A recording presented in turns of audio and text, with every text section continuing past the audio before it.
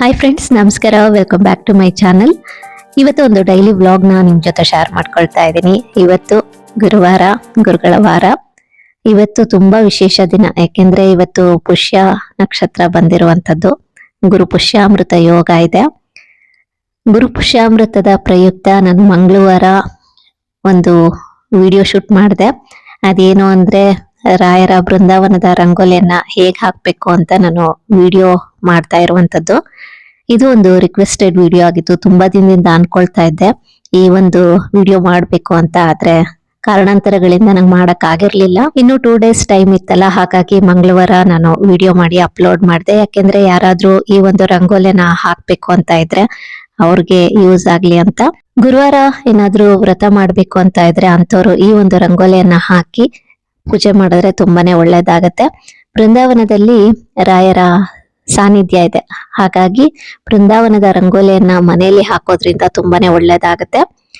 ಈ ಒಂದು ರಂಗೋಲಿಯನ್ನ ಹೇಗ್ ಹಾಕ್ಬೇಕು ಅಂತ ನೀವು ಡಿಟೇಲ್ ಆಗಿ ವಿಡಿಯೋ ನೋಡ್ಬೇಕು ಅಂತ ಇದ್ರೆ ನನ್ನ creations by Purvi YouTube channel ಅಲ್ಲಿ ವಿಡಿಯೋ ಅಪ್ಲೋಡ್ ಮಾಡಿದೀನಿ. ವಿಡಿಯೋನ ಮಿಸ್ ಮಾಡ್ದಲೆ ನೋಡಿ. ಕೆಲವೊಂದಷ್ಟು ಕ್ಲಿಪ್ಪಿಂಗ್ಸ್ ಗಳನ್ನ ಇವಾಗ ನಾನು ಶೇರ್ ಮಾಡ್ಕೊಳ್ತಾ ಇದ್ದೀನಿ. ಇವತ್ತು ಗುರು ಪುಷ್ಯಾಮೃತ ಯೋಗ ಇತ್ತು. ಯಾರಾದ್ರೂ ವ್ರತ ಪ್ರಾರಂಭ ಮಾಡೋರ್ಗೆ ಯೂಸ್ ಆಗ್ಲಿ ಅಂತ ನಾನು ಮುಂಚೆ ವಿಡಿಯೋ ಮಾಡಿದ್ದೆ. ಇದನ್ನ ನೀವು ಪ್ರತಿ ಗುರುವಾರ ಈ ಒಂದು ರಂಗೋಲಿಯನ್ನ ಹಾಕಿ ಪೂಜೆ ಮಾಡ್ಬೋದು. ಇಲ್ಲ ಇಷ್ಟು ವಾರ ಹಾಕ್ತೀನಿ ಅಂತನಾದ್ರೂ ಸಂಕಲ್ಪ ಮಾಡ್ಕೊಂಡು ಹಾಕಿದ್ರು ತುಂಬಾನೇ ಒಳ್ಳೇದಾಗತ್ತೆ. ಇವಾಗ ರಂಗೋಲಿ ಹಾಕ್ತಾ ಇರುವಂತಹ ಕೆಲವೊಂದು ಕ್ಲಿಪ್ಪಿಂಗ್ಸ್ ಗಳನ್ನ ಶೇರ್ ಮಾಡ್ಕೊಳ್ತಾ ಇದ್ದೀನಿ.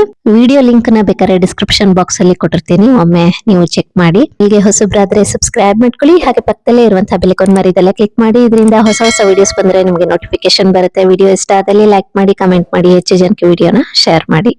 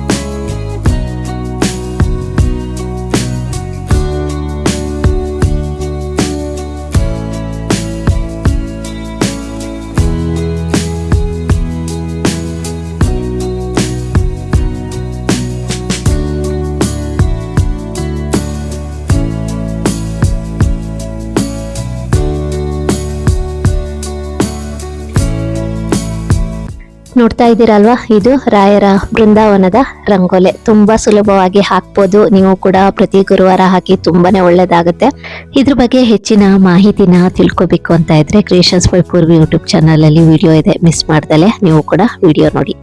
ಹಾಗೆ ಗುರುವಾರ ಅಂದ್ರೆ ಇವತ್ತು ನಾನು ಬೆಳಗ್ಗೆ ರಾಯರ ಬೃಂದಾವನದ ರಂಗೋಲಿಯನ್ನು ಹಾಕಿ ಪೂಜೆ ಮಾಡಿದ್ದೆ.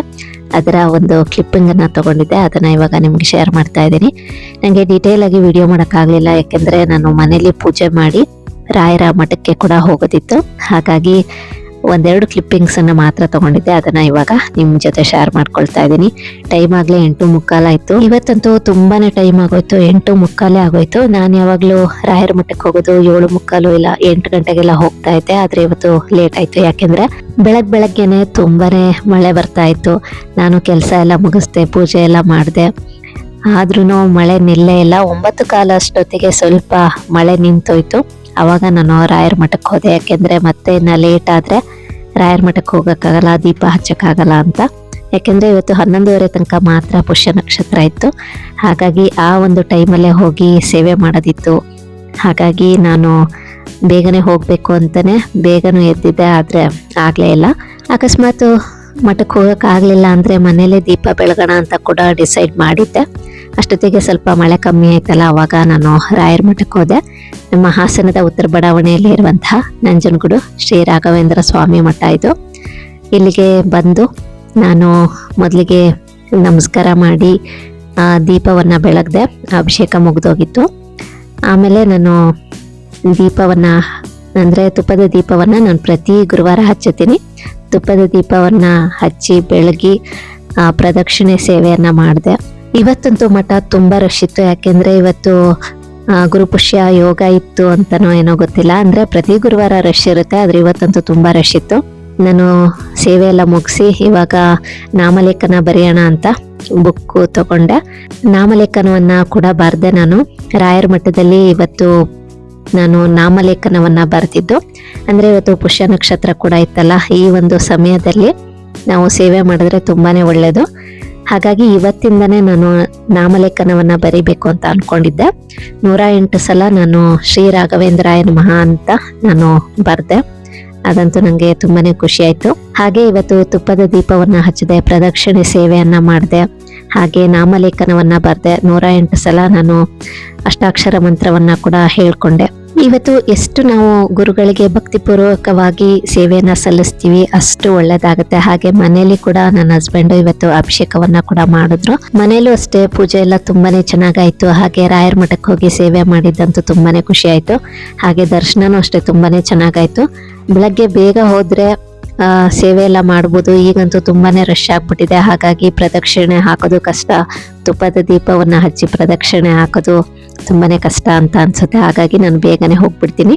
ಅಲಂಕಾರ ಮಾಡ್ತಾ ಇದ್ರು, ಅವಾಗನೇ ಕೆಲವೊಂದಷ್ಟು ಕ್ಲಿಪ್ಪಿಂಗ್ಸ್ಗಳನ್ನ ತಗೊಂಡೆ. ಹಾಗೆ ಇವತ್ತು ತುಂಬಾ ಹೊತ್ತು ರಾಯರ ಮಠದಲ್ಲಿ ಕೂಡ ನಾನು ಇದ್ದೆ. ರಾಯರ ಮಠದಲ್ಲಿ ಇದ್ದು ಮಹಾಮಂಗಳಾರತಿ ಆದ್ಮೇಲೆನೆ ನಾನು ಇವತ್ತು ಮನೆಗೆ ಬಂದಿದ್ದು. ನೀವು ಕೂಡ ನಾಮಲೇಖನವನ್ನ ಬರಿಬೇಕು ಅಂತ ಇದ್ರೆ ಖಂಡಿತವಾಗ್ಲೂ ಬರೀರಿ. ನಿಮ್ಮ ಊರಿನಲ್ಲಿ ರಾಯರ ಮಠದಲ್ಲಿ ಏನಾದ್ರು ಈ ತರ ಬುಕ್ ಸಿಗುತ್ತೆ ಅಂದ್ರೆ ಅಲ್ಲಿ ಕೇಳಿ ನೀವು ಬುಕ್ಕನ್ನ ತಗೊಂಡು ಬರಿಬೋದು. ಇಲ್ಲ ಅಂದ್ರೆ ಪರವಾಗಿಲ್ಲ, ನೀವು ಒಂದು ಪೇಜ್ ತಗೊಂಡು ಅದ್ರಲ್ಲಾದ್ರೂ ಬರಿಬೋದು. ಇವತ್ತು ನಾನು ನಾಮಲೇಖನವನ್ನ ಬರ್ದಿರುವಂಥದ್ದನ್ನ ತೋರಿಸ್ತಾ ಇದ್ದೀನಿ. 108 ಸಲ ನಾನು ಬರ್ದಿದ್ದು ಮನೆಗೆ ಬಂದು ವಿಡಿಯೋ ಮಾಡಿ ನಿಮ್ ಜೊತೆ ಶೇರ್ ಮಾಡ್ಕೊಳ್ತಾ ಇದ್ದೀನಿ. ಇನ್ನು ಬರೀಬೇಕು. ಅಂದ್ರೆ ಇವತ್ತಿಂದ ಪ್ರಾರಂಭ ಮಾಡಿದ್ದು ನಾನು. ಆರಾಧನೆನೂ ಹತ್ರ ಬರ್ತಾ ಇದೆ ಅಲ್ವಾ, ಆ ಟೈಮ್ಗೆ ನೀವು ಈ ತರ ಬರ್ದು ಮಠಕ್ಕೆ ಕೊಡ್ಬೋದು. ತುಂಬಾನೇ ಒಳ್ಳೇದು. ಇವತ್ತು ಗುರು ಪುಷ್ಯಾಮೃತ ಯೋಗ ತುಂಬಾನೇ ಒಳ್ಳೆಯ ದಿನ. ಇವತ್ತು ಶುಭ ಯೋಗವನ್ನ ತರುವಂಥದ್ದು. ಅದಕ್ಕೋಸ್ಕರ ಪ್ರತಿಯೊಬ್ರು ಕೂಡ ರಾಯರ ಮಠಕ್ಕೆ ಹೋಗಿ ಇವತ್ತು ಬೃಂದಾವನಕ್ಕೆ ಪ್ರದಕ್ಷಿಣೆ ಹಾಕ್ತಾರೆ, ತುಪ್ಪದ ದೀಪವನ್ನ ಬೆಳಗ್ತಾರೆ, ಮಂತ್ರಗಳನ್ನ ಪಠನೆ ಮಾಡ್ತಾರೆ. ಹಾಗೆ ಇವತ್ತು ಹೊಸ ಕೆಲಸಗಳನ್ನ ಕೂಡ ಪ್ರಾರಂಭ ಮಾಡ್ತಾರೆ. ಯಾಕೆಂದ್ರೆ ಅಷ್ಟು ಸಿದ್ಧಿ ಯೋಗ. ಇವತ್ತು ಪೂಜೆ ಮಾಡಿದ್ರೆ, ದಾನ ಮಾಡಿದ್ರೆ, ಹಾಗೆ ಮಂತ್ರಗಳನ್ನ ಪಠನೆ ಮಾಡೋದ್ರಿಂದ, ಹಾಗೆ ಹೊಸ ಕೆಲಸವನ್ನ ಪ್ರಾರಂಭ ಮಾಡಿದ್ರೆ ಅದರಲ್ಲಿ ಯಶಸ್ಸು ಅನ್ನೋದು ಖಂಡಿತವಾಗ್ಲೂ ಸಿಕ್ಕೇ ಸಿಗುತ್ತೆ. ಅಭಿವೃದ್ಧಿ, ಸಂಪತ್ತು, ಸಮೃದ್ಧಿ ತರುತ್ತೆ ಅನ್ನುವಂಥ ನಂಬಿಕೆ ಇದೆ. ಹಾಗೆ ಈ ಒಂದು ಗುರು ಪುಷ್ಯಾಮೃತ ಯೋಗದಲ್ಲಿ ಏನ್ ಮಾಡ್ತಾರೆ, ಚಿನ್ನ ಬೆಳ್ಳಿಯನ್ನ ಖರೀದಿ ಮಾಡ್ತಾರೆ. ಅದರಿಂದ ಕೂಡ ದುಪ್ಪಟ್ಟು ಆಗುತ್ತೆ ಅನ್ನುವಂತಹ ನಂಬಿಕೆ ಇದೆ. ಅಂದ್ರೆ ಇವತ್ತು ಒಳ್ಳೆಯ ದಿನ. ನೀವು ಏನೇ ಒಂದು ಒಳ್ಳೆ ಕೆಲಸ ಮಾಡಿದ್ರು ಅದಕ್ಕೆ ಅಷ್ಟು ಅನುಗ್ರಹ ಅನ್ನೋದು ಸಿಕ್ಕೇ ಸಿಗುತ್ತೆ. ಹಾಗಾಗಿ ಇವತ್ತು ಗುರು ಪುಷ್ಯಾಮೃತ ಯೋಗ ಅಂದ್ರೇನೆ ತುಂಬಾನೇ ವಿಶೇಷ. ಗುರುಗಳ ಅನುಗ್ರಹವನ್ನ ಪಡಿಬೇಕು ಅಂದ್ರೆ ಇಂಥ ದಿನಗಳಲ್ಲಿ, ಅಂದ್ರೆ ವಿಶೇಷ ದಿನಗಳಲ್ಲಿ ಸೇವೆ ಮಾಡಿದ್ರೆ ನಿಮಗೆ ಶೀಘ್ರವಾಗಿ ಅನುಗ್ರಹ ಸಿಕ್ಕೇ ಸಿಗುತ್ತೆ. ಇವತ್ತು ಗುರು ಪುಷ್ಯಾಮೃತ ಯೋಗ 11:30 ತನಕ ಮಾತ್ರ ಇತ್ತು. ಇವತ್ತು ಗುರುವಾರ ಕೂಡ ಆಗಿದೆ. ಹೋಗಿ ರಾಯರ ದರ್ಶನ ಮಾಡ್ಕೊಂಡ್ ಬನ್ನಿ, ತುಂಬಾನೇ ಒಳ್ಳೇದಾಗುತ್ತೆ. ಇವತ್ತು ರಾಯರ ಬೃಂದಾವನದ ಅಲಂಕಾರನೂ ಅಷ್ಟೇ ತುಂಬಾನೇ ಸುಂದರವಾಗಿತ್ತು. ನಿಮ್ಗೂ ಕೂಡ ದರ್ಶನ ಮಾಡಿಸಿದೀನಿ. ನಿಮ್ಗೂ ಈ ವಿಡಿಯೋ ಇಷ್ಟ ಆಗಿದೆ ಅಂತ ಭಾವಿಸ್ತೀನಿ. ಇನ್ನಷ್ಟು ಒಳ್ಳೊಳ್ಳೆ ವಿಡಿಯೋಸ್ಗಳಿಗಾಗಿ ಚಾನೆಲ್ನ ಸಬ್ಸ್ಕ್ರೈಬ್ ಮಾಡಿ, ಸಪೋರ್ಟ್ ಮಾಡಿ. ಇವತ್ತಿನ ವಿಡಿಯೋ ಇಷ್ಟ ಆದಲ್ಲಿ ಲೈಕ್ ಮಾಡಿ, ಕಮೆಂಟ್ ಮಾಡಿ, ಹೆಚ್ಚು ಜನಕ್ಕೆ ವಿಡಿಯೋನ ಶೇರ್ ಮಾಡಿ. ರಾಯರ ಅನುಗ್ರಹ ಸದಾ ಎಲ್ಲರ ಮೇಲೆ ಇರಲಿ ಅಂತ ಕೇಳ್ಕೊತೀನಿ. Thank you for watching.